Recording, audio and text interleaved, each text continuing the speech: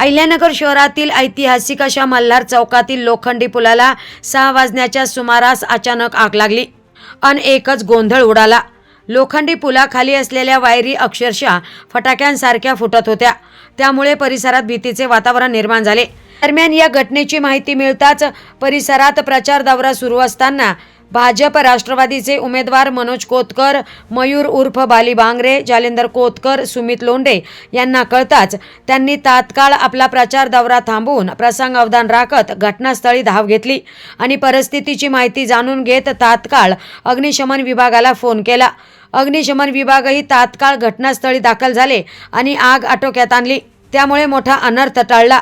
दरम्यान लोखंडी पूल असल्यामुळे संपूर्ण लोखंड गरम व्हायला लागले होते। या पुलावरून मोठ्या प्रमाणात नागरिक ये-जा करत असतात, त्यामुळे नागरिकांच्या जीवितास मोठ्या प्रमाणात धोका निर्माण झाला असता। तर ही आग कशामुळे लागली हे मात्र समजू शकले नाही।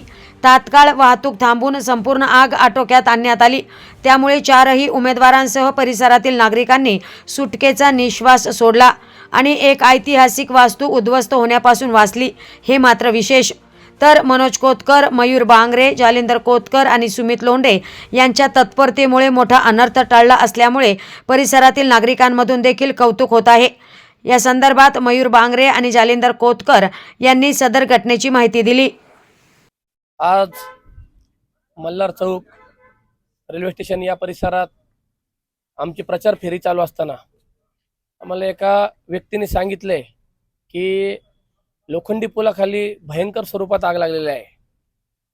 तर प्रचार करता करता आम्हाला त्या गोष्टीचं गांभीर्य समजलं। आम्ही तात्काळ प्रचार थांबवला आणि तात्काळ तिथे धाव घेतली। तिथे गेले असता आम्ही ज्यावेळेस पाहिलं त्यावेळेस आग भयंकर स्वरूपात भडकलेली होती।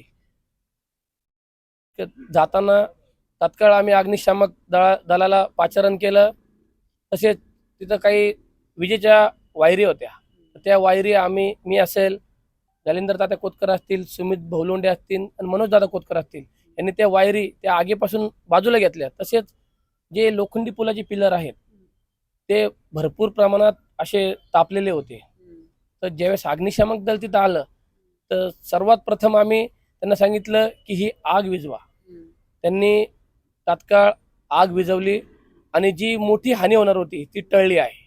नेमकी ही आग कशामुळे लागली काही कळालं का? आगीचं स्वरूप अद्यापर्यंत समजू शकलं नाही, परंतु आग ही मोठ्या प्रमाणात होती। तिथे त्या व्हिडिओ मध्ये काही लोक पण तिथे खाली असं म्हणजे वास्तव्य त्यांचं दिसतंय काय? हो, ते आम्ही त्याच घटनेची तात्काळ दखल घेतली, कारण आम्ही या भागात वास्तव्य करत असताना आम्हाला माहिती आहे की या पुलाखाली काही लोक राहतात, त्यांच्या काही जीविताला व्हावा नाही म्हणून आम्ही आमचा प्रचार थांबवून सर्वात प्रथम तिथे धाव घेतली। नक्कीच प्रसंगावधान राखत तुम्ही मोठ्या प्रमाणात मदत केली आणि प्रचारादरम्यान ही सगळी गोष्ट तुमच्या लक्षात आली आणि तुम्ही तिथे तात्काळ धाव घेतली, आग आटोक्यात आणली। फार चांगलं काम झालं। तुम्ही त्यांच्या सोबत तिथे होते, तुमचाही प्रचार सुरू होता आणि प्रचार थांबवून तुम्ही तात्काळ त्या ठिकाणी गेले, काय सांगाल? आम्ही या भागामध्ये प्रचार करत असताना अचानक कळलं असं काही आग लागलेली। मोहन दादांनी अचानक त्यांना माहिती मिळाल्यानंतर आम्ही लगेच मोहन दादांनी अग्निशामक दलाला फोन केला आणि एक 10 मिनिटात तिथे अग्निशामकची गाडी मोहन दादाच्या माध्यमातून उपलब्ध झाली। काही ट्रॅफिक वगैरे जाम झाली होती? काही ट्रॅफिक आम्ही थांबवली होती। त्या ब्रिज वरून काही लोक जात होते ना, त्यांच्या जीवाला काही धोका होऊ नये म्हणून आम्ही दोन्ही बाजूने रस्ता बंद केला। अग्निशामकची गाडी आल्यानंतर ती आग आटोक्यात आणण्याचा प्रयत्न केला, मग ट्रॅफिक मोकळी करून दिली, कारण ट्रॅफिक पण त्याच ब्रिज वरून जात होती आणि त्या ट्रॅफिकच्या जाणाऱ्या लोकांना काही अडचण यावं नाही, त्यांना काही जीविताला हानी होऊ नये म्हणून आम्ही ट्रॅफिक थांबून ती आग विझवण्याचा प्रयत्न केला।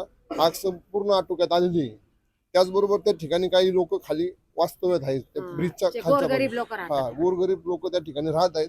पहिले त्यांना बाजूला केलं, त्यांना पण जीविताला काही धोका होऊ नये म्हणून त्यांना थोडस त्या आगीपासून दूर केलं, मग त्या आग आटोक्यात आणून आता सगळ्या व्यवस्था त्या ठिकाणी सुरळीत झालेली आहे।